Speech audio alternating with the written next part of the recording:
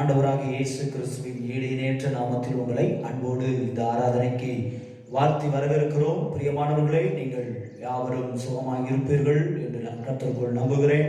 தொடர்ந்து உங்களுக்காக நாங்கள் குடும்பமாய் ஜெபித்துக் கொண்டு வருகிறோம். கர்த்தர் தாமே சீக்கிரத்தில் நாம் சபையிலே கூடி ஆராதிக்க கர்த்தர் நமக்கு கிருபை பாராட்டுவாராக. இந்த நேரத்தில் கர்த்தருடைய நாமத்தின் மகிமைக்காக இந்த பாடல் ஆராதனை எல்லாவற்றிலும் தேவனுடைய நாமம் மாத்திரம் மகிமைப்பட ஸ்தோத்திரம் நாம் ஜெபம் பண்ண கடமைப்பட்டிருக்கிறோம். இந்த நேரத்தில் இந்த ஆராதனையின் ஆரம்பத்திற்காக நாம் ஜெபத்தை ஏறெடுக்கலாம். கண்களை மூடி தலைகளை தாழ்த்தி ஜெபிக்கலாம். அன்புள்ள நல்ல ஆண்டவரே, உங்களுக்கு நன்றி செலுத்துவேன் சப்பா. இந்த பரிசுத்த ஓய்வு நாளிலும் இந்த மன மகிழ்ச்சியும் நாளிலும் ஆண்டவரே நாங்கள் உடைய சமூகத்தில் ஆண்டவரே வந்திருக்கிறோம் சப்பா. ஆண்டவரே, நாங்கள் பாடல் பாடி ஆராதிக்கும் பொழுது கர்த்தருடைய பிரசன்னம் எங்கள் மத்தியில் ஊற்றப்படும்படியாக நாங்கள் ஜெபிக்கிறோம். ஆண்டவரே அப்பா ஸ்தோத்திரம். வேத வசனத்தை நாங்கள் தியானிக்கும் பொழுதும் கர்த்தர் நீர் உமது தாசரை மறைத்து எங்களோடு பேசுவீராக. உங்களுடைய வார்த்தை ஆண்டவரே எங்களுடைய இருதயத்துக்குள்ள ஆண்டவரை கடந்து செல்லட்டும். ஆண்டவரே இந்த வார்த்தை எங்களை உருவாக்கட்டும், எங்கள் சூழ்நிலையிலிருந்து எங்களை விடுவிக்கட்டும். ஆண்டவரே துதி கன மகிமையெல்லாம் ஒருவருக்கு மாத்திரம் நாங்கள் செலுத்துகிறோம். இயேசுவின் மூலம் ஜெபிக்கிறோம் எங்கள் ஜீவனுள்ள நல்ல பிதாவே, ஆமென். நாம் ஒரு பாடலை பாடி கர்த்தருடைய நாமத்தை உயர்த்துவோம். எந்த நாவில் புது பாட்டு, எந்த இயேசு தருகிறார், ஆனந்தம் கொள்ளுவேன், அவரை பாடுவேன், உயிருள்ள நாள் வரையில் பாடுவோம், தேவநாமத்தை உயர்த்துவோம். நாவில் புது பாட்டு, எந்த இயேசு தருகிறார், எந்த நாவில் புது பாட்டு, எந்த இயேசு தருகிறார், ஆனந்தம் கொள்ளுவேன், அவரை நான் பாடுவேன், உயிருள்ள நாள் வரையில். அல்லேலூயா. ஆனந்தம் கொள்ளுவேன், அவரை நான் பாடுவேன், உயிருள்ள நாள் வரையில். எந்த நாவில் புது பாட்டு, எந்த இயேசு தருகிறார், எந்த நாவில் புது பாட்டு, எந்த இயேசு தருகிறார். பாவ இருள் என்னை வந்து சூழ்ந்து கொள்கையில் தேவனவர் தீபமாய் என்னை தேற்றினார். பாவ இருள் என்னை வந்து சூழ்ந்து கொள்கையில் தீபனவர் தீபமாய் என்னை தேற்றினார். ஆனந்தம் கொள்ளுவேன், அவரை நான் பாடுவேன், உயிருள்ள நாள் வரையில். அல்லேலூயா. ஆனந்தம் கொள்ளுவேன், அவரை நான் பாடுவேன், உயிருள்ள நாள் வரையில். எந்த நாவில் புது பாட்டு, எந்த இயேசு தருகிறார், எந்த நாவில் புது பாட்டு, எந்த இயேசு தருகிறார். வாதை நோயும் வந்த போதும் வேண்டல் கேட்டிட்டார், பாதை காட்டி துன்பம் எல்லாம் நீக்கி மீட்டிட்டார். வாதை நோயும் வந்த போதும் வேண்டல் கேட்டிட்டார், பாதை காட்டி துன்பம் எல்லாம் நீக்கி மீட்டிட்டார். ஆனந்தம் கொள்ளுவேன், அவரை நான் பாடுவேன், உயிருள்ள நாள் வரையில். அல்லேலூயா. ஆனந்தம் கொள்ளுவேன், அவரை நான் பாடுவேன், உயிருள்ள நாள் வரையில். எந்த நாவில் புது பாட்டு, எந்த இயேசு தருகிறார், எந்த நாவில் புது பாட்டு, எந்த இயேசு தருகிறார். சேற்றில் விழுந்த என்னை அவர் தூக்கி எடுத்தார், நாற்றம் எல்லாம் ஜீவ ரத்தம் கொண்டு மாற்றினார். சேற்றில் விழுந்த என்னை அவர் தூக்கி எடுத்தார், நாற்றம் எல்லாம் ஜீவ ரத்தம் கொண்டு மாற்றினார். ஆனந்தம் கொள்ளுவேன், அவரை நான் பாடுவேன், உயிருள்ள நாள் வரையில். அல்லேலூயா. ஆனந்தம் கொள்ளுவேன், அவரை நான் பாடுவேன், உயிருள்ள நாள் வரையில். எந்த நாவில் புது பாட்டு, எந்த இயேசு தருகிறார், எந்த நாவில் புது பாட்டு, எந்த இயேசு தருகிறார். இவ்வுலக பாடு என்னை என்ன செய்திடும், அவ்வுலக வாழ்வை காண காத்திருக்கிறேன். இவ்வுலக அவ்வுலக பாடு என்னை என்ன செய்திடும், அவ்வுலகை பாதைக்கான காத்திருக்கிறேன். ஆனந்தம் கொள்ளுவேன், அவரை நான் பாடுவேன் உயிருள்ள நாள் வரையில். அல்லேலூயா. ஆனந்தம் கொள்ளுவேன், அவரை நான் பாடுவேன் உயிருள்ள நாள் வரையில். எந்த நாவில் புது பாட்டு எந்த இயேசு தருகிறார். எந்த நாவில் புது பாட்டு எந்த இயேசு தருகிறார். ஆனந்தம் கொள்ளுவேன், அவரை நான் பாடுவேன் உயிருள்ள நாள் வரையில். அல்லேலூயா. ஆனந்தம் கொள்ளுவேன், அவரை நான் பாடுவேன் உயிருள்ள நாள் வரையில். சீடரின் கால்களை கழுவினவர் செந்நீரால் என் உள்ளம் கழுவிடுமே. சீடரின் கால்களை கழுவினவர் செந்நீரால் என் உள்ளம் கழுவிடுமே. பாரில் எனக்கு வேறென்ன வேண்டும், உயிருள்ள வரை நின் புகழ் பாட வேண்டும். பாரில் எனக்கு வேறென்ன வேண்டும், உயிருள்ள வரை நின் புகழ் பாட வேண்டும். தூயாதி தூயவரே, உமது புகழை நான் பாடுவேன். தூயாதி தூயவரே, உமது புகழை நான் பாடுவேன். துயரங்கள் பாரினில் அடைந்தவரே, துன்பங்கள் தாங்கிட பலத்தாலுமே. துயரங்கள் பாரினில் அடைந்தவரே, துன்பங்கள் தாங்கிட பலத்தாலுமே. பாரில் எனக்கு வேறென்ன வேண்டும், உயிருள்ள வரை நின் புகழ் பாட வேண்டும். பாரில் எனக்கு வேறென்ன வேண்டும், உயிருள்ள வரை நின் புகழ் பாட வேண்டும். தூயாதி தூயவரே, உமது புகழை நான் பாடுவேன். தூயாதி தூயவரே, உமது புகழை நான் பாடுவேன். தூயாதி தூயவரே, உமது புகழை நான் பாடுவேன். தூயாதி தூயவரே, உமது புகழை நான் பாடுவேன். இருக்கும் இடத்துல அப்படியே கண்களை மூடி கர்த்தருடைய சமூகத்துல ஆண்டவரை பார்த்து நாம சொல்லுவோம், ஆண்டவரே, இந்த பூமியிலே நான் வாழும் காலமெல்லாம் உமது புகழை பாடிக்கொண்டிருக்க, உமது துதியை சொல்லிக் கொண்டிருக்க எனக்கு அந்த கிருபையை தாரும் ஆண்டவரே. எனக்கு அந்த இரக்கத்தை தாரும் ஆண்டவரே. எனக்கு அந்த தயவை தாரும் ஆண்டவரே. எனக்கு அந்த பலனை தாரும் ஆண்டவரே. ஓ ஸ்தோத்திரம் அப்பா. உமது புகழை பாட வேண்டும், உமது துதியை சொல்ல வேண்டும், உமது நாமத்தை எங்கும் பறைசாற்ற வேண்டும். எனக்கு அந்த கிருபையை தாரும், எனக்கு அந்த கிருபையை தாரும், எனக்கு அந்த பலனை தாரும். ரிபால சந்தர பௌனியா கபல ரபல ரப கபல ரதுரபலவா ரிப கபல ரபல சந்தர பௌனியா கபல ரபல துரபலவா. உமது புகழை, உமது மகத்துவத்தை எடுத்துரைக்கிற கிருபைகளை எனக்கு தாரும், எனக்கு தாரும், எனக்கு தாரும்.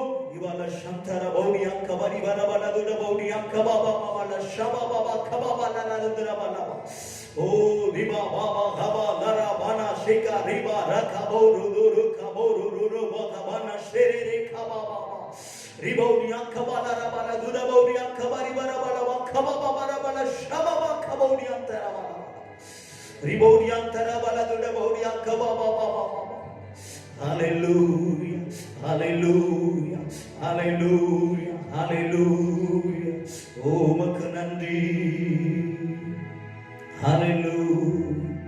ஆண்டவரை பார்த்து ஆமென் ஸ்தோத்திரம். அப்படி திரு சமூகத்துல அவரை பார்த்து ஆமென், எனக்கு ஒரு இடம் உண்டு என்று சொல்லி வைத்திருக்கிறவரே, அந்த இடத்திற்கு நான் வருவதற்கு என்னை ஆயத்தப்படுத்திக் கொண்டிருக்கிறவரே, ஓ உம்முடைய வருகைக்கு எங்களை ஆயத்தப்படுத்திக் கொண்டிருக்கிறவரே, உமது வருகையை விசுவாசிக்கிறோம்.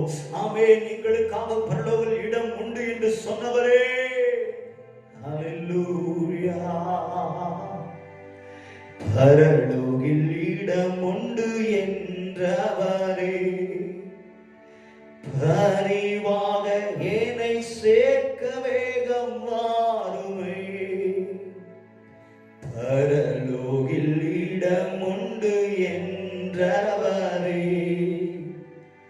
பரிவாக என்னை சேர்க்க வேகம் வாருமே. பாரில் எனக்கு வேறென்ன வேண்டும்? உயிருள்ளவரை நின் புகழ் பாட வேண்டும். பாரில் எனக்கு வேறென்ன வேண்டும்? கர்த்தாதி கர்த்தரின் புகழ் பாட வேண்டும். தூயாதி தூயவரே, உமது புகழை நான் பாடுவேன். தூயா சேர்ந்து பாடவும் இருக்கும் இடத்தில் ஆமென். உமது புகழை நான் பாடுவேன்.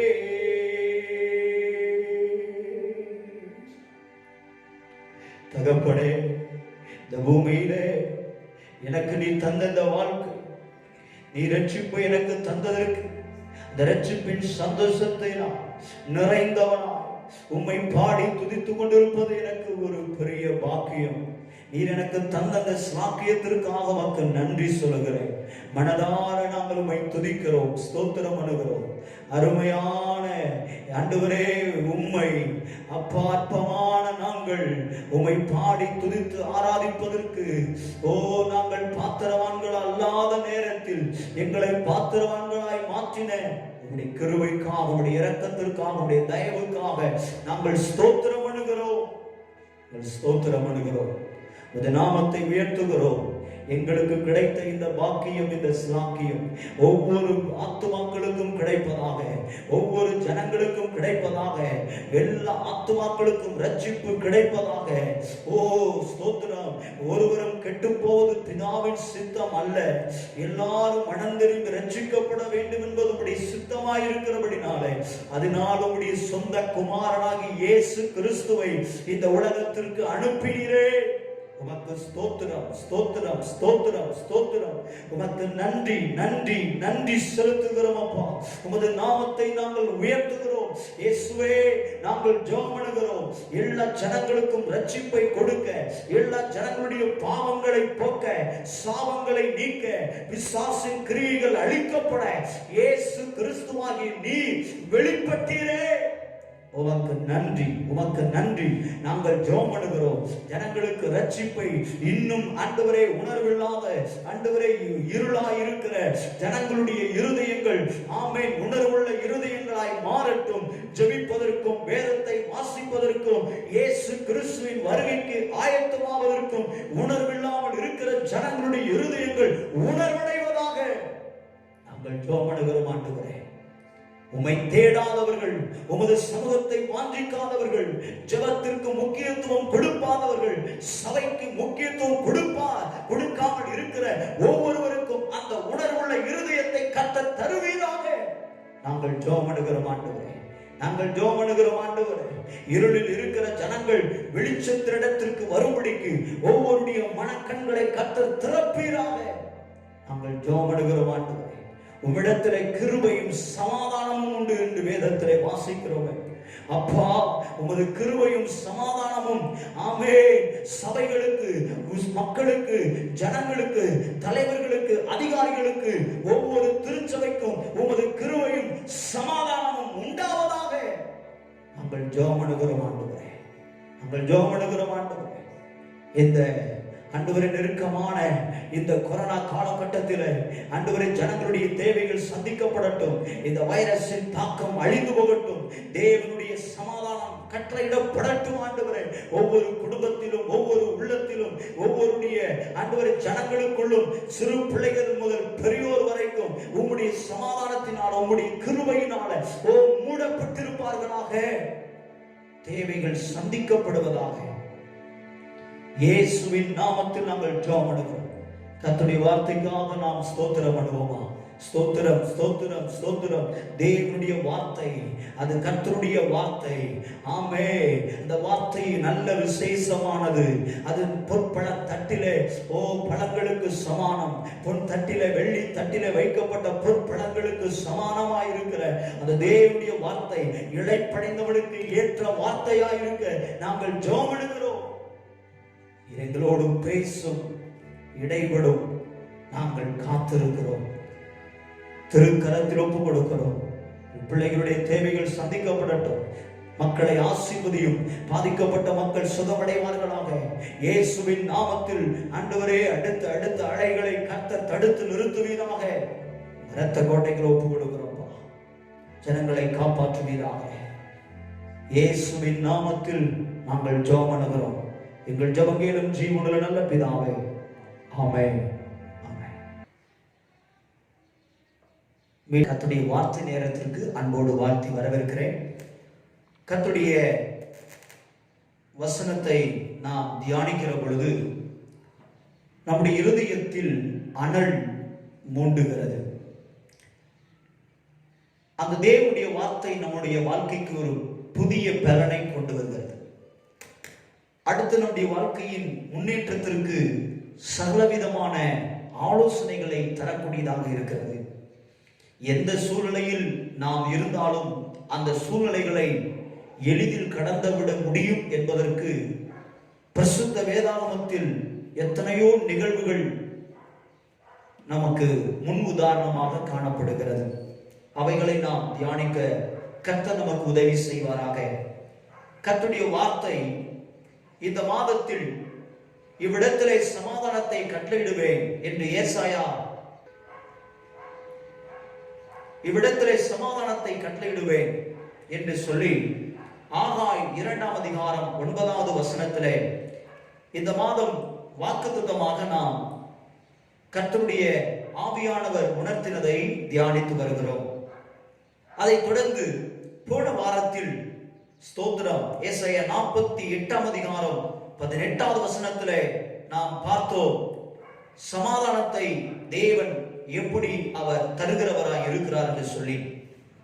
அது மாத்திரமல்ல, 2 ராஜாக்களில் எலிசா நாகமானை பார்த்து சமாதானத்தோடு போ என்று சொல்லி அவனை அனுப்புகிறார். சமாதானம் இல்லாமல் வந்த அவருக்கு தேவ சமூகத்திலே சமாதானம் கிடைத்து சுகம் பெற்று சமாதானத்தோடு வீடு திரும்புகிறார். ரட்சிப்பை பெறுகிறார். மனம் திரும்புதலை அடைகிறார் என்று சொல்லி நாம் பார்த்தோம். அதே பகுதியிலே கேயாசியை குறித்து பார்த்தோம். சமாதானம் இருக்கும் இடத்தில் இருந்துவிட்டு பண ஆசையினாலும் பொருளாசையினாலும் உள்ள சமாதானத்தை இழந்துவிட்டு தனக்கும் தன் குடும்பத்தாருக்கும் தன் சந்ததிகளுக்கும் பெரிய சாபத்தை வாங்கி கொண்டு போனதையும் நாம் அந்த இடத்தில் பார்க்க முடிகிறது. இந்த நாளில் அந்த ஆகாய் 2ஆம் அதிகாரம் 9ஆம் வசனத்தையே மையமாக வைத்து சமாதானத்தின் தேவன் என்கிற தலைப்பில் நாம் இந்த நாளில் வேதத்தை தியானம் செய்ய கர்த்தர் நமக்கு உதவி செய்வாராக. என்னாகமத்தின் புஸ்தகம் 6ஆம் அதிகாரம் 26வது வசனத்தை வாசிக்கிற பொழுது கர்த்தர் தம்முடைய முகத்தை உன்மேல் பிரசன்னமாக்கி உனக்கு சமாதானம் கட்டளையிட கடவர் என்பதே. உமக்கு சமாதானம் கட்டளையிட கடவர் என்பதே. ஆமென். ஹல்லேலூயா. கர்த்தருடைய நாமம் மகிமைப்படட்டும். பிரியமானவர்களே, நன்றாக புரிந்து கொள்ளுங்கள். இஸ்ரவேல் ஜனங்களை பார்த்து ஸ்தோத்திரம் மோசே ஆரோனும் கர்த்தரை ஆசீர்வதிக்க கூடிய வார்த்தைகளை சொல்லி, நான் சொல்லும் வார்த்தைகளை ஜனத்தின் மேல் சொல்லி என்று சொல்லி அவர்களை ஆசீர்வதிக்கிறதை நாம் அங்கே பார்க்க முடிகிறது.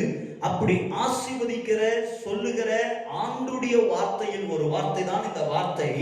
அந்த வார்த்தை என்னவாம்? சமாதானம் கட்டளையிட கடவர். ஆமென். ஹல்லேலூயா. ஆமென். ஸ்தோத்திரம். பாருங்கள், அடுத்த நியாயாதிபதிகளின் புத்தகத்திலே பாருங்கள், 6ஆம் அதிகாரம் 23வது வசனத்தை வாசிக்கிற பொழுது அதற்கு கர்த்தர் உனக்கு சமாதானம் பயப்படாதே என்று சொன்னார். நீ சாவது இல்லை என்று சொன்னார். ஆமென். எனக்கு அன்பான தேவ பிள்ளைகளே, இந்த வார்த்தை நீங்கள் தீர்க்கதரிசன வார்த்தையாக எடுத்துக்கொண்டால் நிச்சயமாய் கர்த்தர் உங்களை பார்த்து சொல்லுகிறார். அன்றைக்கு கிதியோனை பார்த்து சொன்னார், இன்றைக்கு உங்களையும் என்னையும் பார்த்து சொல்லுகிறார், நீங்கள் சாவதில்லை, நீங்கள் பயப்பட வேண்டாம். ஆமென், அல்லேலூயா. காரணம் என்ன? கர்த்தருடைய சமாதானம் அவர் நமக்கு கட்டளையிட்டிருக்கிறார். அவருடைய பிரசன்னத்தை அவர் நமக்கு கொடுத்திருக்கிறார். அவருடைய முகத்தின் மகிமையை நமக்கு அவர் கொடுத்திருக்கிறவராய் இருக்கிறார். ஆமென், ஹல்லேலூயா. கர்த்தருடைய நாமம் மகிமைப்படட்டும். பாருங்கள், ஆதலால் கிதியோனை பார்த்து அன்று தேவனுடைய தூதனானவர் சொன்ன வார்த்தை தான் இந்த வார்த்தை. அந்த வார்த்தை, பயப்படாதே, நீ சாவதில்லை, உனக்கு சமாதானம் என்று சொல்லி அந்த வார்த்தையை அங்கே சொல்லுகிறார். அங்கே இருக்கிற சூழ்நிலை நமக்கு நன்றாக தெரியும். மீதியானியருடைய தொல்லை, சுற்றி இருக்கிறவர்களுடைய பிரச்சனை, எங்கே பசி பட்டினி, அந்த இடத்தில் அவர்கள் என்ன விவசாயம் செய்தாலும் அதை அழித்துவிட்டு அல்லது பறித்து கொண்டு போகிற, கொள்ளையடித்துக் கொண்டு போகிற நிலைமைகள். அந்த இடத்திலே, அந்த சூழ்நிலையிலும் கர்த்தருடைய தூதனானவர் அன்றைக்கு கிதியோனை பார்த்து சொன்ன வார்த்தை, உனக்கு சமாதானம், நீ பயப்படாதே, நீ சாவதில்லை என்று சொன்னார். அது மாத்திரமல்ல, அந்த இடத்திலே ஒரு பெரிய ரட்சிப்பை கிதியோன் மூலமாய் இஸ்ரவேல் ஜனங்களுக்கு தேவன் செய்கிறார். ஆமென் சொல்லலாமா? அல்லேலூயா. கர்த்தருடைய நாமம் மகிமைப்படுவதாக. அடுத்து யோபு 25ஆம் அதிகாரம் 2வது வசனத்தை வாசிக்கிற பொழுது, அதிகாரமும் பயங்கரமும் அவரிடத்தில் இருக்கிறது. அவர் தமது உன்னதமான ஸ்தலங்களில் சமாதானத்தை உண்டாக்குகிறார். இது யோபுவை பார்த்து அவருடைய நண்பன் சொல்லுகிற வார்த்தை தான் இந்த வார்த்தை. அந்த அதிகாரத்தின் முதல் வசனத்தை வாசிக்கிற பொழுது பாருங்கள், யோபு 25:1 வசனம். அப்பொழுது பில்தாத் பிரதியுத்தரமாக அவர் சொல்லுகிற வார்த்தை தான் இந்த வார்த்தை. அது என்ன வார்த்தையா? சமாதானத்தை உண்டாக்குகிறவர். அவர் எப்படி இருக்கிறாராம்? உன்னதங்களில். அந்த வார்த்தை வாசிங்க.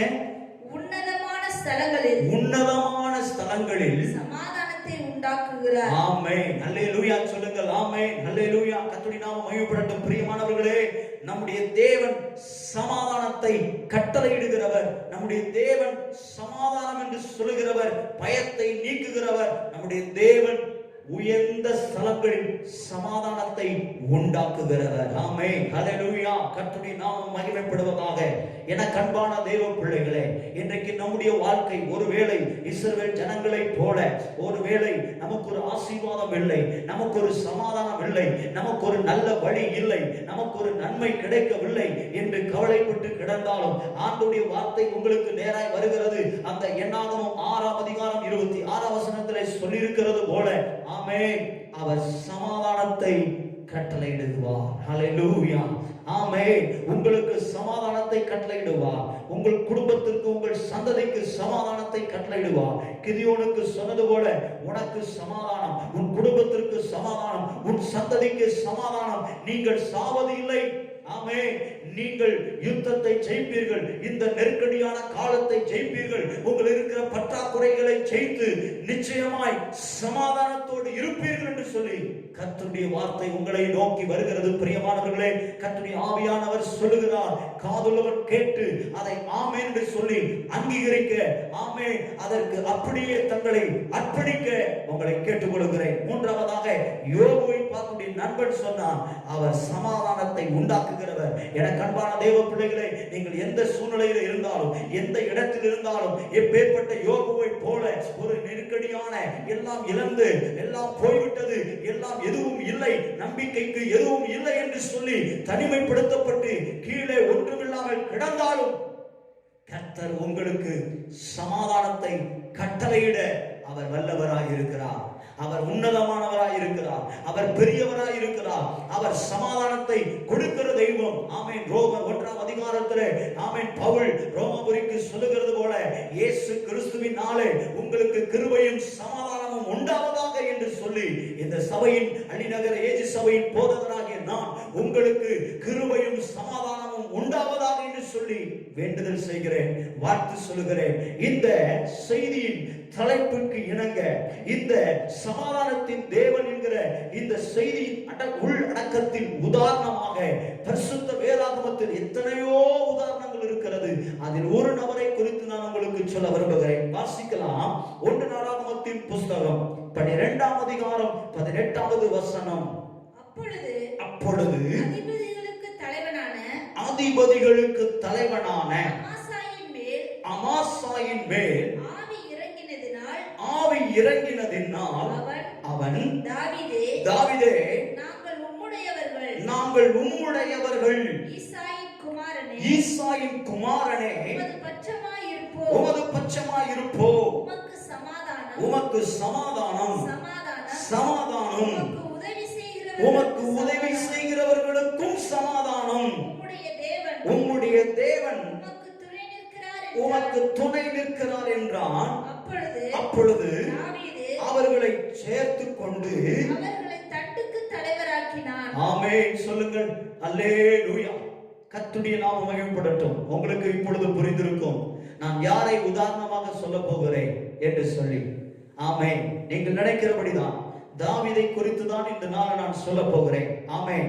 கர்த்தருடைய ஆவியானவர் பாருங்கள், அங்கே நடக்கிற சம்பவத்தை பாருங்கள். என்ன பாருங்கள், அதிபதிகளுக்கு தலைவனான அமாசாயின் மேல் ஆவி இறங்கினதினால் தாவீதை நோக்கி சொல்லுகிறாரே, தாவீதே, உமக்கு சமாதானம், உமக்கு சமாதானம், உமக்கு உதவி செய்கிறவர்களுக்கும் சமாதானம் என்று சொல்லி அங்கே தாவீதுக்கு ஆவியானவர் அங்கே அமாசாயின் மேல் இறங்கி தீர்க்க தரிசனமாய் சொல்லுகிறார், உமக்கு சமாதானம். அப்படியானால் தாவீது அங்கே எந்த சூழ்நிலையில் இருந்திருக்கிறார்? இந்த வார்த்தை சொல்லும் பொழுது இந்த வார்த்தை, இந்த சம்பவத்தினுடைய பின்னணியும் என்ன? ஏன் இந்த வார்த்தை சொல்லப்பட்டது? தாவீதுடைய வாழ்க்கையில அப்படி என்ன சமாதானம் இல்லாமல் இருந்தார்? என்ன முடிவெடுக்கிறது, என்ன யோசிக்கிறது என்று ஒருவேளை கலக்கத்தில் இருந்திருப்பாரோ? நல்லா யோசிச்சு பாருங்க. இந்த வார்த்தை உங்களை பார்த்து சொன்னால் உங்கள் நிலைமை எப்படி இருந்திருக்கும்? ஏன் அப்படி அந்த வார்த்தையை ஆவியானவர் இறங்கி அந்த வார்த்தையை சொல்ல வேண்டும்? அந்த சூழ்நிலை என்ன? நீங்க பாத்தீங்கன்னா 1 நாளாகமத்தின் புஸ்தகம் 10ஆம் அதிகாரம் 13, 14 2 வசனங்களை வாசிக்கிற பொழுது, அப்படியே நல்லா கவனிங்க. அந்த வசனத்தை வாசிக்கிற பொழுது பாத்தீங்கன்னா என்ன சம்பவம்ன்றதை நான் சொல்றேன். பெலிஸ்தியருக்கும் இஸ்ரவேல் ஜனங்களுக்கும் ஒரு பெரிய யுத்தம்.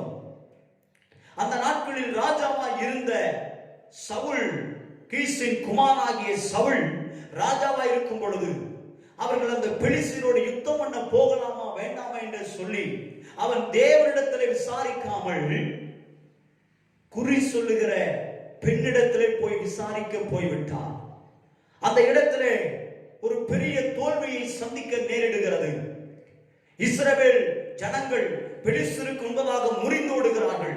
ஒரு பெரிய ஆபத்தை சந்திக்கிறார்கள், ஒரு பெரிய இழப்பை சந்திக்கிறார்கள். ஏன்? இஸ்ரவேலின் முதல் ராஜா சவுல் மரித்து போகிறான், அவனுடைய மகன் மரித்து போகிறான், அவனுடைய கூட வந்த சேனை இஸ்ரவேலின் கூட்டம் எல்லாம் மரித்து போகிறது. மரித்து போன பின்பு, படை தோற்கடிக்கப்பட்ட பின்பு இந்த பெலிஸ்தியர் என்ன செய்கிறார்கள்? இந்த பெலிஸ்தியர் இஸ்ரவேலை முற்றுகையிட்டு பிடித்துக் கொள்ளுகிறார்கள். இந்த சம்பவம் நடக்கிற பொழுது தாவீது எங்கே இருக்கிறார் என்று சொன்னால், யூதாவிலே தாவீது எக்ரோனிலே ஒரு அரணான இடத்தில், ஒரு பாதுகாப்பான இடத்தில், அங்கே ஒரு ஸ்தோத்திரம் பெரிய சேனையின் கூட்டம் நடுவிலே தாவீது இருக்கிறார். இந்த ராஜா இருக்கவே தாவீது அபிஷேகம் பண்ணப்பட்டவர் என்று உங்களுக்கு தெரியும். தாவீதை தேவன் அபிஷேகம் பண்ணினார். ஏன்? வேதம் சொல்லுகிறது பாருங்கள். இந்த சவுலை குறித்து வேதம் என்ன சொல்லுகிறதா? சவுல் தேவனால் புறக்கணிக்கப்பட்ட ஒரு ராஜாவாக மாறினார். காரணம், கர்த்தருடைய பார்வைக்கு பொல்லாப்பானதை செய்தான். கர்த்தருடைய வார்த்தைக்கு கீழ்ப்படியாமல் நடந்ததினாலே சவுல் ராஜா என்கிற ஸ்தானத்திலிருந்து தள்ளப்பட்டு தாவீதை அந்த ஸ்தானத்தில் ராஜாவாக சாமுவேல் தீர்க்கதரிசியின் மூலமாய் கர்த்தர் அபிஷேகம் பண்ணினார். ஆனால் சவுல் இருக்கும் வரை தாவீது ராஜாவாக அபிஷேகம் பண்ணப்பட்டு இருந்தாலும் அந்த ஸ்தானத்தில் தாவீது வரவே இல்லை. எத்தனையோ முறை சவுல் தாவீதை கொல்வதற்கு முயற்சி எடுத்த பொழுதும் தப்பி சென்றானே ஒழிய தாவீது ஒரு பொழுதும் சவுலை கொல்ல யோசிக்க கூட இல்லை. காரணம், அப்படி வாய்ப்பு கிடைத்த பொழுதும் அபிஷேகம் பட்டவன் மேல், அபிஷேகம் பண்ணப்பட்டவர் மேல் உன் கையை போடாதே என்று சொல்லி அபிஷேகத்திற்கு, தேவ ஆவியானவருக்கு, தேவ மனுஷனுக்கு அவ்வளவு முக்கியத்துவம் கொடுத்த ஒரு தேவ மனுஷன் தாவீது. ஆமென். இப்ப இந்த தாவீது எங்க இருக்கிறார்னா, எக்ரோனில் உள்ள சிக்லாக்ல இருக்கிறார். ஒரு அரணிப்பான, ஒரு அடைக்கலமான இடத்துல, ஒரு பாதுகாப்பான இடத்துல இருக்கிறார். இப்ப இவருக்கு செய்தி என்ன வருதுன்னா, பெலிஸ்தியருக்கும் இஸ்ரவேலருக்கும் யுத்தம் நடந்தது. அதிலே சவுல் ராஜா செத்து போய்விட்டார். அவரோடு அவருடைய சந்ததி, அவரோடு அவருடைய பிள்ளைகள், அந்த யுத்த வீரர்கள் எல்லாம் மடிந்து விட்டார்கள். இப்ப பெலிஸ்தியர் என்ன பண்றாங்கன்னா, இஸ்ரவேலில் எருசலேமை முற்றுகையிட்டு பிடித்து அந்த இடத்தை பிடித்து விட்டார்கள் என்கிற செய்தி. தன் ஜனத்தின் மேல் அக்கறை உள்ளவன், தன் தேவனின் மேல் வைராக்கியம் உள்ளவன், பக்தி வைராக்கியம். எருசலேம் தேவனுடைய முக்கியமான ஸ்தலம் இருக்கிற இடம். அதை பெலிஸ்தீர் பிடித்து விட்டார்கள். தேவ சமூகம் அங்கே இருக்க வேண்டிய இடம் அது. ஒரு வைராக்கியத்தோடு இருக்கிற தேவ பிள்ளையின் இடத்தில் இப்படி ஒரு செய்தி வரும் பொழுது அவன் உள்ளத்துல எப்படி சமாதானம் இருக்கும்? அவன் உள்ளத்துல எப்படி சந்தோஷம் இருக்கும்? அவன் எப்படி நிம்மதியாய் வாழ முடியும்? பாருங்கள். ஆனால் தாவீதுக்கு எந்த ஆபத்தும் வராதபடிக்கு தாவீதோடு பெரிய பெரிய யுத்த வீரர்கள் இருக்கிறார்கள். தாவீது ஒரு அரணிப்பான இடத்தில் இருக்கிறார்கள். தாவீதை கொல்ல வராங்கன்னு சொன்னாவே அகித்தோப்பேல் ஆலோசனை கொடுக்கும் பொழுது அங்கே பாருங்கள், ஸ்தோத்திரம், அகித்தோப்பேல் சொல்லும் பொழுது அதற்கு மாறாக அங்கே இருக்கக்கூடிய இனி ஒரு நபர் அந்த ராஜாவுக்கு ஆலோசனை கொடுக்கிறார். ராஜாவே, தாவீதோடு இருக்கிறவங்க பயங்கரமான யுத்த வீரர்கள். ஏன், தாவீதே பயங்கரமான யுத்த வீரர், உங்களுக்கு தெரியாதா? நாம் யுத்தத்திற்கு போனால் அவர் தப்பித்து குகைக்குள் போய்விடுவார், அவர் மக்களோடு இருக்க மாட்டார் என்று சொல்லி ஒரு ஆலோசனை அங்கே வார்த்தைகள் சொல்லப்படுகிறது. அரணிப்பான இடத்தில் இருக்கக்கூடிய தாவீது, அவருக்கு என்ன பிரச்சனை? ஆனாலும் தேவ சமூகம், ஆனாலும் தேவன் வாக்கு பண்ணின தேசம் இஸ்ரவேல் தேசம், தேவன் வாக்கு பண்ணின ஆசீர்வாதம் உள்ள தேசம். ஜனங்கள் இன்றைக்கு எந்த நிலையில் இருக்கிறார்களோ, பெலிஸ்தர் என்ன செய்கிறார்களோ என்கிற பயங்கரமான ஒரு குழப்பமும் கவலையும் தாவீதுக்குள்ளே இருந்திருக்க நேரிடுகிறது. அப்படி இருந்த தாவீதுக்கு கர்த்தருடைய ஆவியானவர் அமாசாயின் மேல் இறங்கி, தாவீதே, உமக்கு சமாதானம், உமக்கு சமாதானம். மனுஷன் சொல்லுகிற வார்த்தை அல்ல, ஆவி இறங்கினதினால் சொல்லப்பட்ட வார்த்தை. ஆவியானவர் சபைக்கு சொல்லுகிறதை காதுள்ளவன் கேட்க கடவுள்ங்கிறது போல அன்றைக்கு தாவீது கேட்கும்படி ஆவியானவர் அந்த அதிபதியின் மேல் இறங்கி, உமக்கு சமாதானம், சமாதானம், உமக்கு உதவி செய்கிறவர்களுக்கும் சமாதானம் என்று சொல்லுகிறதை பார்க்க முடிகிறது. ஆமென். இதுதான் அந்த சம்பவத்துடைய பின்னணியும். என்ன நடக்கிறது அடுத்தடுத்து பார்த்தீங்கன்னா, இஸ்ரவேலின் மேல் ராஜாவாக அபிஷேகம் பண்ணப்படுகிறார். தனது 30வது வயதிலே ராஜ்ய பாரத்திலே அபிஷேகம் பண்ணப்படுகிறார். அடுத்து 40 வருஷம் ராஜாவாக அந்த ஸ்தானத்தில், அந்த ஸ்தலத்தில், அந்த ஸ்தானத்தில் அமர்ந்திருக்கிறதை நம்மால் பார்க்க முடிகிறது. ராஜ்யம் நடத்துகிறதை, ஆளுகை செய்கிறதை வேதம் நமக்கு குறிப்பிட்டு இருக்கிறது. நல்ல கவனிங்க.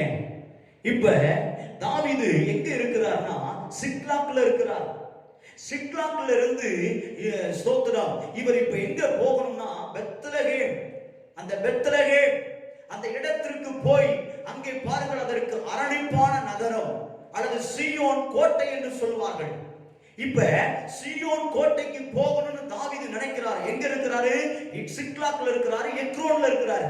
எக்ரோன்ல இருந்து இவர் இங்க எங்க போகணும்? அங்க எபூசியர்கள் குடியிருக்கிறாங்க. எபூசியர் அந்த கோட்டைக்குள்ள நுழையறதுக்கு தாவீது முற்படும் பொழுது எபூசியர் சொல்றாங்க, நீ இந்த கோட்டைக்குள் நுழைவது இல்லை என்று சவால் விடுகிறார்கள்.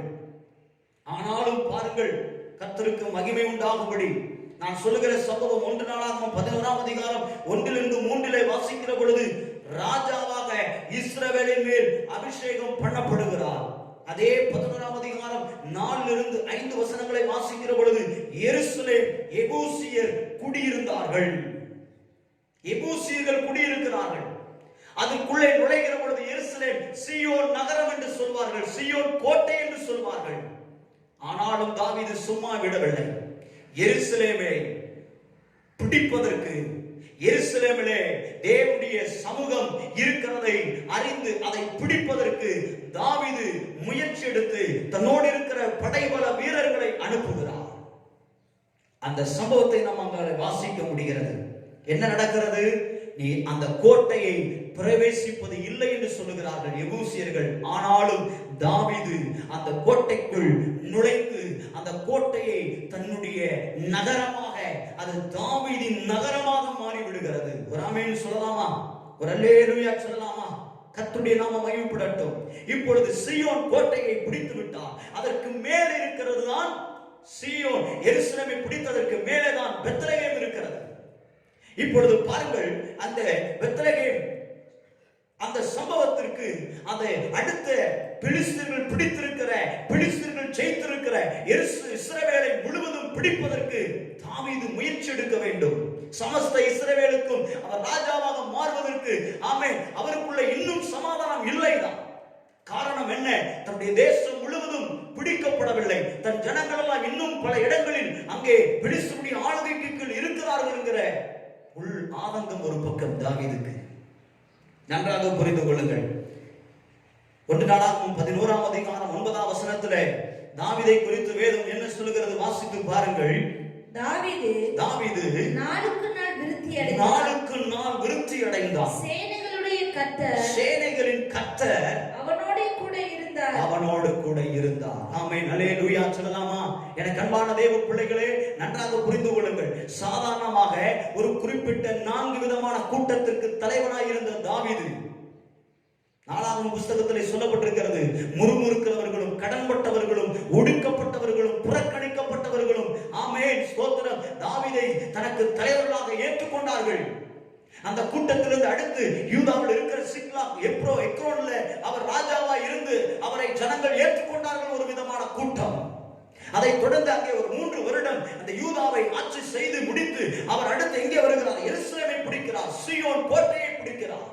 சீயோன் கோட்டையிலே பிடித்த பிறகு அதோடு தன்னுடைய அவர் முயற்சியை விட்டுவிடவில்லை. அடுத்து சமஸ்த இஸ்ரவேலையும் பிடித்து தேவ ராஜ்யம் கொண்டு வர வேண்டும் என்பதற்காக எந்த காரியத்தை செய்தாலும், எந்த யுத்த இடத்திற்கு போனாலும், எந்த தண்டை பின்தொடர வேண்டுமானாலும் தேவனிடத்தில் விசாரிக்கிற பழக்கம் தாவீதிடத்தில் இருந்தது. அதனால்தான் கர்த்தர் தாவீதோடு இருந்தார். அதனால் தாவீது வர வர வர வர வர விருத்தி அடைந்து கொண்டே வந்தார். அல்லேலூயா. அவன் எடுக்கிற முயற்சிகள், அவன் எடுக்க செய்கிற யுத்தங்கள் எல்லாவற்றிலும் பெரிய வெற்றி வெற்றி வெற்றி. எருசலேமில் இருந்துட்டு தன்னுடைய படை வீரர்களிடத்திலே சொல்லுகிறார். என்ன சொல்லுகிறார் பாருங்கள். பெலிஸ்தியர் தண்டு, பெலிஸ்தருடைய தானியம் அங்கே தான் இருக்கிறது. எங்கே? பெத்லகேமிலே இருக்கிறது. இப்ப சொல்லுகிறார், எனக்கு தாகம் எடுக்கிறது, எனக்கு தாகமாய் இருக்கிறது. என்ன தாகம்? பெத்லகேமில் இருக்கிற அந்த கிணற்றின் தண்ணீரை குடிப்பதற்கு எனக்கு தாகமாய் இருக்கிறது. எனக்காக யார் அந்த தண்ணீரை கொண்டு வருவார் என்று சொன்ன உடனே ஒரு 3 வீரர்கள் வேகமாய் போய் அந்த பெலிஸ்தியர் பாளையம் இறங்கி இருக்கிற அல்லது பெலிஸ்தரின் தண்டு இருக்கிற இடத்திலே உள்ளே நுழைந்து தன் ஜீவனையும் உறுப்பா எடுத்துக் கொள்ளாமல் அந்த தண்ணீரை எடுத்துக்கொண்டு வந்து தாவீதிடத்தில் கொடுத்து இந்த தண்ணீரை குடியும் என்று சொல்லி கொடுத்தார்கள். எவ்வளவு உண்மையானவர்கள், எவ்வளவு நேர்மையானவர்கள். தன் ராஜாவுக்காக, தேவனால் அபிஷேகம் பண்ணப்பட்ட ராஜாவுக்காக தன் உயிரையும் பணை வைத்து அதை எடுத்துக்கொண்டு வரக்கூடிய அளவுக்கு பராக்கிரமசாலிகள் இருந்தார்கள், உண்மையானவர்கள் இருந்தார்கள், நேர்மையானவர்கள் இருந்தார்கள். பிரியமானவர்களே, தாவீதும் அப்படித்தான் நேர்மையாய் தன்னுடைய ஸ்தோத்திரம் ராஜாவாகிய சவுலுக்கு உண்மையாய் நேர்மையாகத்தான் நடந்து யுத்தத்தில் நின்றிருக்கிறார். ஆமென், அல்லேலூயா. அவரோடு கூட இருக்கிறவர்களும் அப்படித்தானே இருப்பார்கள். அந்த தண்ணீரை எடுத்து தாவீது பார்த்துவிட்டு இதை நான் குடித்தால் என் படை வீரர்களுடைய ரத்தத்தை குடிப்பதற்கு சமம், இந்த தண்ணீரை நான் குடிக்க மாட்டேன் என்று சொல்லி அதை கர்த்தருக்கென்று தரையிலே ஊற்றிவிட்டான். பிரியமானவர்களே, அதை பார்த்த மக்களுக்கு எவ்வளவு மனம் இருந்திருக்கும், தேவன் அதை என்ன நினைத்திருப்பார். அப்படியானால் அவர் அங்கே என்ன சொல்ல விரும்புகிறார்? வெறும் தண்ணீரை குடிப்பதற்காக மாத்திரமல்ல, அங்கே இருக்கக்கூடிய பெலிஸ்தியரை ஓட ஓட விரட்டி அடித்துவிட்டு அந்த பெத்லகேமை நான் பிடிக்க வேண்டும். ஆமென், அங்கே இருக்கிற என் ஜனங்களை காப்பாற்ற வேண்டும் என்கிற ஒரு வைராக்கியமும் வாஞ்சையும் தாவீதுக்கு இருந்தது. அடுத்து அடுத்து அடுத்து ஆமென், நல்லா பாருங்க, நல்லா புரிந்து கொள்ளுங்கள். கர்த்தர் வர வர விருத்தி அடைய செய்தார். சேனைகளின் கர்த்தரும் தாவீதோடு கூட இருந்தார். அல்லேலூயா. எந்த காரியத்தை முயற்சி எடுத்தாலும் ஜெபத்தோடு தேவ தூதனை தேவ தீர்க்கதரிசிகளுக்கு கீழ்ப்படிந்து ஆமென் தேவனோடு பேசி பின் தொடரவா வேண்டாமா, போகட்டுமா வேண்டாமா, செய்யட்டுமா வேண்டாமா என்று கேட்கிற பழக்கம் தாவீதுக்கு இருந்தது. அந்த பழக்கம் நமக்கும் இருக்குமானால் நம்முடைய வாழ்க்கையிலும் சமாதானம் மாத்திரமல்ல, சமாதானம் சமாதானம் நமக்கு கிடைக்கும், உண்டாகும். நமக்கு மாத்திரமல்ல, நமக்கு உதவி செய்கிற யாரா இருந்தாலும் அவர்களுக்கும் சமாதானம் உண்டாகும். ஆமென், அல்லேலூயா. பிரியமானவர்களே, இங்கே பாருங்கள், 1 நாளாகமம் 11ஆம் அதிகாரம் 16வது வசனம் 17 2 வசனங்களை வாசிக்கிற பொழுது, பெலிஸ்தரின் படை சவுலையும் இஸ்ரவேலரையும் தோற்கடித்து பெத்லகேமை பிடித்து அங்கே தானையும் இருந்து அங்கே அவர்கள் தண்டு வைத்திருந்தார்கள். அந்த இடத்தில் பெரும் சேனையா இருந்தார்கள். நான் அதைத்தான் சொன்னேன், அந்த இடத்திற்குள்ளும் பிரவேசித்து தண்ணீரை கொண்டு வந்து அந்த தண்ணீரை குடிக்காமல் அந்த பெத்லகேமை பிடிக்க வேண்டும், பெலிஸ்தியரை ஜெயிக்க வேண்டும் என்கிற எண்ணம் தாவீதுக்குள் இருந்தது. ஆமென், அல்லேலூயா. கர்த்தருடைய நாமம் மகிமைப்படட்டும். பாருங்கள், ஆனால் தாவீதின் உதவியாளர்களை குறித்து வேதம் எவ்வளவு தெளிவாய் சொல்லி இருக்கிறது பாருங்கள். தாவீதின் உதவியாளர்களுக்கும் சமாதானம், தாவீதுக்கு மட்டுமல்லங்க, தாவீதுக்கு உதவி செய்கிறவர்களுக்கும் சமாதானம், தாவீதின் வீரர்களுக்கு பராக்கிரமசாலிகளுக்கு சமாதானம் என்று கர்த்தருடைய ஆவியானவர் அமாசாயின் மேல் இறங்கி சொல்லி இருக்கிறாரே. பாருங்கள், 11ஆம் அதிகாரம் 18வது வசனத்திலிருந்து 47வது வசனம் வரைக்கும் வாசிச்சீங்கன்னா தாவீதின் உதவிக்காரருடைய நாமங்கள், பெயர்கள் குறிப்பிடப்பட்டிருக்கிறது.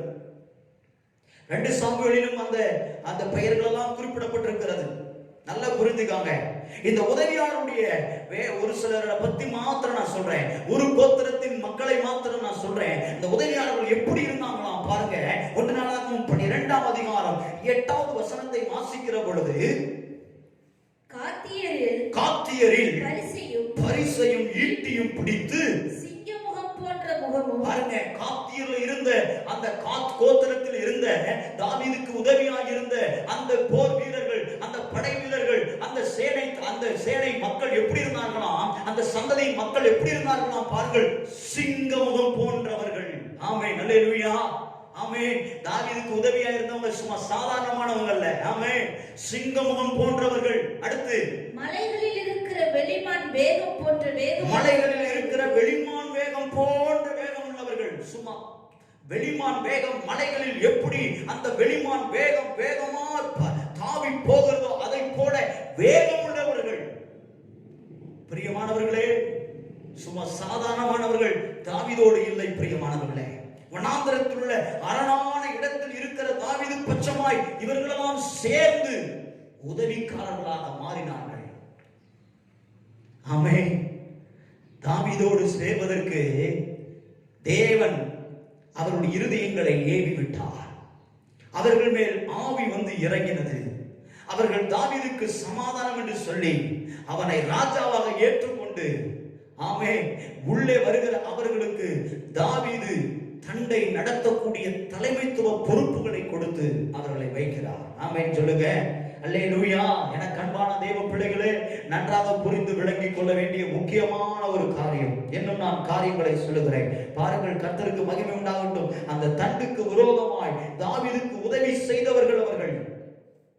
தாவீதுக்கு உதவி செய்தவர்கள். தேவன் அப்படி அவர்களுக்கு அவர் உதவி செய்ததினால் அந்த இஸ்ரவேல் ஜனங்களுக்கு தேவன் என்ன செய்தாராம் தெரியுமா? பாருங்கள், அவர்கள் பெத்லகேமிலே இருக்கிற பெலிஸ்தரின் தண்டை அவர்கள் அந்த தானியத்தை விரட்டி அடித்து அவர்களை ஜெயித்து பெத்லகேமை பிடித்து கிட்டத்தட்ட சமஸ்த இஸ்ரவேலுக்கு 37 வருஷம் ராஜ்யபாரம் செய்தார் தாவீது ராஜா. அவருக்கு சமாதானம். ஆமென். அவருக்கு உதவி செய்த மக்களுக்கு என்ன நடந்ததா? வாசிக்கலாம். 1 நாளாகமம் புஸ்தகம் 12ஆம் அதிகாரம் 38, 39, 40 நாம் 3 வசனங்களை வாசிக்கிற பொழுது இஸ்ரவேலின் மேல் ராஜாவாக்குவதற்கு தேவன் திட்டம் வைத்திருந்தார். வாசிக்கலாம். தாவீதை இஸ்ரவேலின் மேல் ராஜாவாக்குவதற்கு இந்த யுத்த மனுஷர் எல்லாரும் அணியணியாய் வைக்கப்பட்டவர்களாக உத்தம இருதயத்தோடு. இவங்க எப்படி வேலை செஞ்சிருக்காங்களாம் பாருங்க. உத்தம இருதயத்தோடு எப்ரோனுக்கு வந்தார்கள். இஸ்ரவேலில் மற்ற யாவரும் தாவீதை ராஜாவாக்குவதற்கு ஒருமனப்பட்டிருந்தார்கள். அவர்கள் அங்கே தாவீதோடு கூட 3 நாள் இருந்து போஜனபானம் பண்ணினார்கள். அவர்கள் சகோதரர்கள் அவர்களுக்காக சகலத்தையும் ஆயத்தம் பண்ணியிருந்தார்கள். செபுலோன் நப்தலியின் எல்லை மட்டும் அவர்களுக்கு சமீபமாய் இருந்தவர்களும் கழுதைகள் மேல் ஒட்டகங்கள் மேலும் கோவேறு கழுதைகள் மேலும் மாடுகள் மேலும் தின்பண்டங்களாகிய மா அத்திப்பழ அடைகள் வற்றலான திராட்சை பழங்கள் திராட்சை ரசம் எண்ணெய் ஆடு மாடுகளாகியவைகளை வேண்டிய மட்டும் ஏற்றுக்கொண்டு வந்தார்கள். ஆமென். அல்லேலூயா. நல்லா புரிந்து கொள்ளுங்கள் பிரியமானவர்களே. அவர்கள் தாவீதை ராஜாவாக ஏற்றுக்கொள்வதற்கு அவர்கள் கர்த்தருடைய சித்தத்தை தேவ திட்டத்தை நிறைவேற்றி முடிப்பதற்கு தாவீதோடு எப்படி வந்து சேர்ந்தார்கள்? அவர்கள் எப்படிப்பட்டவர்கள்? உத்தம இருதயத்தோடு வந்து தாவீதோடு சேர்ந்து கொண்டார்கள். ஆமென். அப்படி சேர்ந்து கொண்டு அவனை ராஜாவாக ஏற்றுக்கொண்டதற்கு தேவ திட்டத்திற்கு ஜனங்கள் கீழ்ப்படிந்ததற்கு அவனுக்கு உதவியாய் இருந்ததற்காக வேதம் சொல்லுகிறது இந்த கடைசி வார்த்தை, இஸ்ரவேலிலே மகிழ்ச்சி உண்டாயிற்று. அல்லேலூயா. ஆமென். சமாதானம் உள்ள ஒரு மனுஷன் ராஜாவாக தலைவராக அதிகாரியாக தேசத்திலே பட்டணத்திலே கிராமத்திலே ஒரு நபராக சபையிலே இருக்கிற பொழுது அந்த சமாதானம் உள்ள மனிதன் மூலமாய் அவனுக்கு உதவி செய்கிற யாவருக்கும் சமாதானம் உண்டாகும். அந்த பட்டணத்திற்கு அந்த தேசத்திற்கு அந்த கிராமத்திற்கு ஒரு பெரிய மகிழ்ச்சி உண்டாகும். பிரியமானவர்களே, அல்லேலூயா. ஆமென்.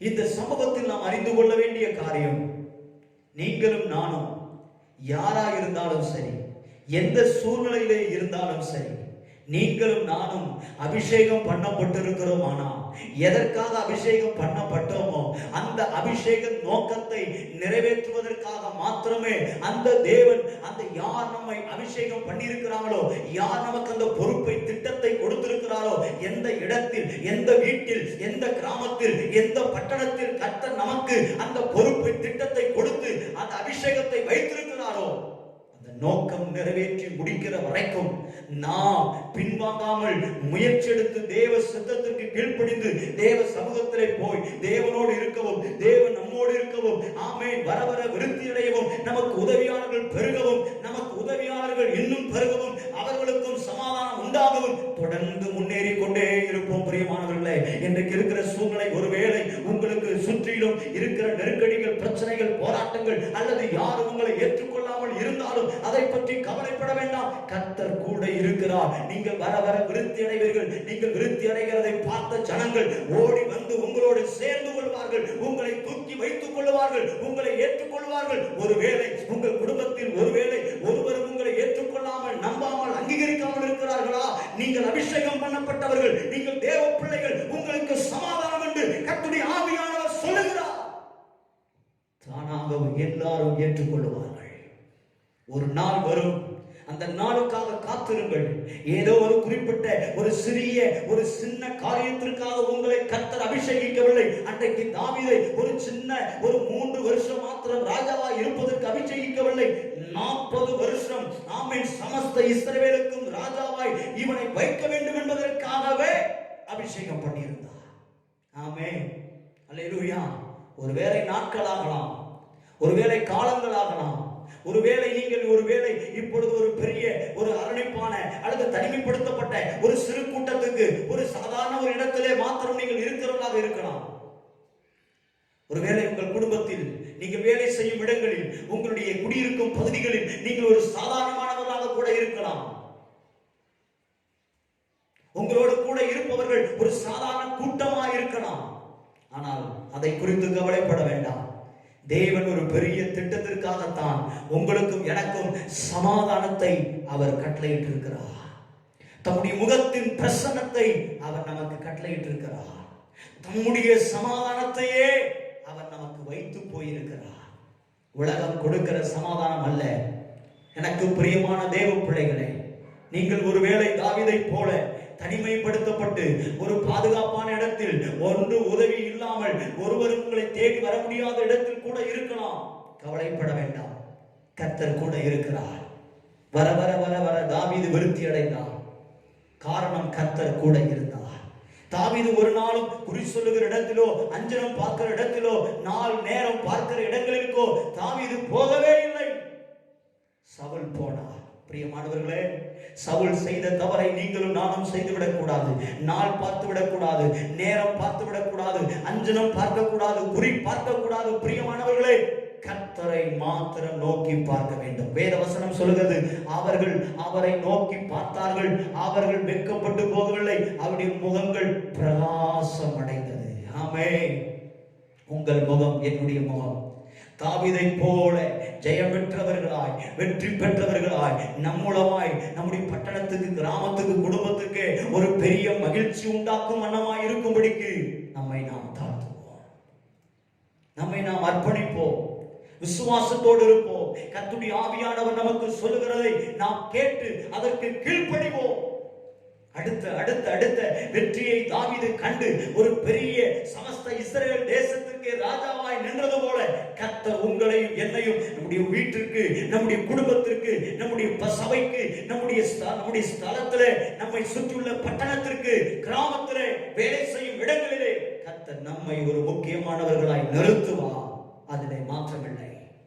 ஆனால் ஒருவேளை நீங்கள் இன்றைக்கு வேலை நிமித்தம் அல்லது சூழ்நிலை நிமித்தம் எங்கேயோ ஓரமாய் இருந்தாலும் கவலைப்படாதீர்கள். தேவன் மையத்திலே கொண்டு வருவார். தேவன் உங்களை அவர் வைத்திருக்கிற திட்டத்திற்குள்ளே கொண்டு வருவார். அவருடைய சித்தத்திற்கு கொண்டு வருவார். ஆமென்.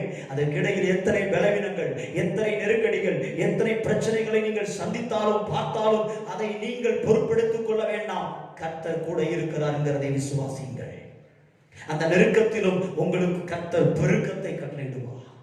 அந்த ஒரு விருத்தி அடைய முடியாத நேரங்களிலும் உங்களுக்கு ஒரு பெரிய விருத்தியை கட்டளையிடுவார். அதை பார்க்கிற கூட்டம் மக்கள், அதை பார்க்கிற உங்கள் உறவுகள் உங்களோடு வந்து ஒட்டி கொள்வார்கள், உங்களுக்கு உதவியாய் வருவார்கள். உங்களுக்கு உதவி செய்கிறதுனால எங்களுக்கு சமாதானம் என்று சொல்லுவார்கள். ஒருவேளை இன்றைக்கு ஓடி ஒளிகிறார்களா? உங்களை பார்த்தால் அல்லது ஏற்றுக்கொள்ளாமல் இருக்கிறார்களா? உங்களோடு பழக முடியாத ஒரு சூழ்நிலையில் நீங்கள் இருக்கிறீர்களா? கவலைப்பட வேண்டாம். தாவீதின் தேவன் நம்முடைய தேவனாய் இருக்கிறார். சமாதானத்தின் தேவன் நம்முடைய தேவனாய் இருக்கிறார். அன்றைக்கு தாவீதுக்கு சமாதானம் உண்டானது போல நமக்கும் சமாதானம் உண்டாகும். தாவீது அதோடு நிறுத்திக் கொள்ளவில்லை. பிரியமானவர்களே, அந்த இடத்திலே, எருசலேம் நகரத்திலே எனக்கு கர்த்தர் வீட்டை கொடுத்தது போல நான் கர்த்தருக்கு ஒரு ஆலயத்தை கட்ட வேண்டும் என்று நினைத்தார். அப்படி நினைத்த அந்த தாவீது சாதாரணமாய் வைக்கவில்லை. தாவீது கிட்டத்தட்ட ஆமென் ஸ்தோத்திரம், ஆமென், தன் மகனுக்கு ஒரு பெரிய ஆலயத்தை கட்டி, ஆண்டவருடைய ஆலயத்தை கட்டுவதற்கு தன் மகனுக்கு நிறைய பொன்னையும் வெள்ளியையும் வெண்கலத்தையும் எடை நிறுத்த முடியாத அளவுக்கு வெண்கலத்தை சேர்த்து வைத்து சௌதரித்து கொடுத்தான். பிரியமானவர்களே, காரணம் கர்த்தர் சொல்லியிருந்தார், உன் கைகளினால் எனக்கு ஆலயத்தை நீ கட்ட வேண்டாம், உன் மகன் சாலமோன் எனக்கு ஆலயத்தை கட்டுவான் என்று சொல்லியிருந்தார். பிரியமானவர்களே, ஒரு பெரிய நோக்கம் தாவீதுக்கு. அந்த நோக்கத்தை தேவன் நிறைவேற்றி முடிப்பதற்கு வாக்கு கொடுத்து விட்டு, ஆமென், கர்த்தருக்கு மகிமை தாவீதுக்கு ஒரு சமாதானத்தை கட்டளையிடுகிறார். எனக்கு அன்பான தேவ பிள்ளைகளே, இன்றைக்கு இந்த காலை நேரத்தில், இந்த ஆராதனை நேரத்தில் நம்மை நாமே நிதானித்து பார்ப்போம். இன்றைக்கு நம்முடைய நிலைமை, நம்முடைய சூழ்நிலை, நமக்கு இருக்கிற நெருக்கடி, அல்லது நம்மோடு கூட இருக்கிற மக்கள் எப்படிப்பட்டவர்கள், நமக்கு தேவன் எப்படிப்பட்ட அபிஷேகத்தை கொடுத்திருக்கிறார், நாம் எப்படி ரட்சிப்பை பெற்றிருக்கிறோம், கர்த்தர் நமக்கு எப்படிப்பட்ட சபையை கொடுத்திருக்கிறார், நமக்கு எப்படிப்பட்ட ஜெப நேரங்களை கொடுத்திருக்கிறார், எல்லாவற்றையும் நாம் அதை குறித்து எப்படி கண்டிப்புள்ளவர்களாய், அல்லது எப்படி அதற்கு உக்கரானத்துவம் உள்ளவர்களாய், அதற்கு நேர்மையாய் உண்மையாய் இருக்கிறவர்களாய் இருக்கிறோமா இல்லையா சிந்தித்து பார்ப்போம். சவுலை போல நாம் இருந்துவிடக் கூடாது பிரியமானவர்களே. தேவனிடத்திலே விசாரிக்க போக வேண்டிய, அல்லது தீர்க்கதரிசனிடத்திலே போக வேண்டிய சவுல் குறி சொல்லுகிற பெண்ணிடத்திலே போய் விசாரித்தார். தன் கத்தியினாலே தன் பட்டயத்தின் மேலே விழுந்து செத்து போனான் பிரியமானவர்களே. ஆனால் தாவீதோ கர்த்தரிடத்திலே விசாரித்தார். தாவீதோ கர்த்தருடைய தீர்க்கதரிசியை ஆமென் கேட்டு விசாரித்து அடுத்து தேவ சமூகத்திலே போய் ஏபோத்தை தரித்துக் கொண்டு விழுந்து தேவ சமூகத்திலே வார்த்தையை கேட்டு கர்த்தருடைய ஆவியானவர் அவன் மேல் இருக்கிறதை அவர் நடத்துகிற நடத்திப்புக்கு கீழ்ப்படிந்து போய் கொண்டே இருந்தார். வர வர விருத்தி அடைந்தார். இஸ்ரவேலிலே மகிழ்ச்சி உண்டாயிற்று பிரியமானவர்களே. தாவீதின் காலத்தில் இஸ்ரவேலிலே மகிழ்ச்சி உண்டாயிற்று. இன்றைக்கு நம்முடைய காலத்திலும் ஆமென், நம்முடைய கிராமத்தில், நம்முடைய வீட்டில், நம் மூலமாய், நம்முடைய பட்டணத்தில், நம்முடைய சபையிலே, ஸ்தோத்திரம், தேசத்திலே ஆமென், நம் மூலமாய் மகிழ்ச்சி உண்டாக நம்மை அர்ப்பணிக்கலாமா? கண்களை மூடி கர்த்தருடைய சமூகத்திலே நான் குறி கேட்க கூடாது, நான் நாள் பார்க்க கூடாது, அஞ்சனம் பார்க்க கூடாது, நான் நல்ல நேரம் கெட்ட நேரம் பார்க்க கூடாது. ஆமே, நான் கர்த்தருடைய சமூகத்துக்கு போகணும், நான் கர்த்தருடைய சபைக்கு போகணும், நான் கர்த்தருடைய தாசனிடத்திலே கேட்கணும் ஆலோசனை வார்த்தை. தேவன் எனக்கு என்ன சொல்லுகிறார் என்பதை தேவ வசனத்தின் மூலமாய் நான் அதை உறுதிப்படுத்திக் கொள்ள வேண்டும். அப்பொழுதுதான் நான் வர வர விருத்தி அடைய முடியும். அப்பொழுதுதான் நான் விருத்தி அடைகிறது போல என்னோடு இருக்கிறவர்களும் விருத்தி அடைவார்கள். ஆமே, எனக்கு சமாதானம் உண்டாகிறது போல ஆமே, எனக்கு உதவி செய்கிறவர்களும் சமாதானம் பெறுவார்கள். என் தேசம், பட்டணமும், என் கிராமமும் மகிழ்ச்சியினால் நிறைய ஆரம்பிக்கும். எனக்குள்ள இருக்கிற சமாதானம், நாமே என் குடும்பத்திற்குள்ளே, என் குடும்பத்தில் இருக்கிற சமாதானம், என் கிராமத்திலே, என் பட்டணத்திலே, ஆமென், சபையிலே அவைகள் மகிழ்ச்சி உண்டாவதற்கு தேவ சமாதானத்தை நான் நம்புகிறேன், விசுவாசிக்கிறேன் என்று என்னோடு சேர்ந்து ஜெபித்து அர்ப்பணித்த ஒவ்வொரு பிள்ளைகளுக்காக ஜெபம் பண்ணுகிறேன். ஒவ்வொருவரையும் தேவ சமாதானத்தினால் நிறைப்பீராக. இந்த மாதம் நீ சொல்லி இருக்கிறது போல சமாதானத்தை கட்டளையிடுவேன் என்று சொல்லி இவ்விடத்திலே சமாதானத்தை கட்டளையிட்டிருப்பதற்காய் ஸ்தோத்திரம். திருக்கரத்தில் ஒப்புக் கொடுக்கிறேன். பொறுப்படுத்திக் கொள்ளும், வழி நடத்தும், ஆசீர்வதியும். இயேசு கிறிஸ்துவின் புண்ணிய நாமத்தில் ஜெபிக்கிறேன். ஜெபகேலும் ஜீவனுள்ள நல்ல பிதாவே, ஆமென். நம்முடைய கர்த்தராகிய இயேசு கிறிஸ்துவின் கிருபை, பிதாவாகிய தேவனுடைய அன்பு, பரிசுத்த ஆவியானவருடைய அந்யோன்யம், ஐக்கியம், சந்தோஷம், சமாதானம், வழிநடத்துதலும் காவலும் இன்றும் மீண்டும் அவருடைய வருகை மட்டும் நம் அனைவரோடும் சகல பரிசுத்தவான்களோடும் என்றென்றைக்கும் நிலைத்திருப்பதாக. ஆமென். நாம் சேர்ந்து சொல்வோம். என் ஆத்துமாவே கர்த்தரை ஸ்தோத்திரி, என் முழு உள்ளமே அவருடைய பரிசுத்த நாமத்தை ஸ்தோத்திரி. என் ஆத்துமாவே கர்த்தரை ஸ்தோத்திரி, அவர் செய்த சகல உபகாரங்களையும் மறவாதே. ஆமென், ஆமென். God bless you பிரியமானவர்களே. கர்த்தருக்கு சித்தமானால் வருகிற ஞாயிற்றுக்கிழமையில் திருச்சபையிலே ஆராதிப்பதற்கு கர்த்தர் நமக்கு உதவி செய்வாராக. அது சம்பந்தமான உங்களுக்கு அனௌன்ஸ்மெண்ட் கொடுக்கப்படும். கர்த்தர் உங்களை ஆசீர்வதிப்பாராக. தொடர்ந்து உங்களுடைய தேசத்திற்காய், பட்டணங்களுக்காய், கிராமங்களுக்காய், திருச்சபை மக்களுக்காய் ஜெபியுங்கள். ஊழியக்காரர்களுக்காய் ஜெபியுங்கள். கர்த்தர் உங்களை ஆசீர்வதிப்பாராக. கர்த்தர் உங்களை நடத்துவாராக.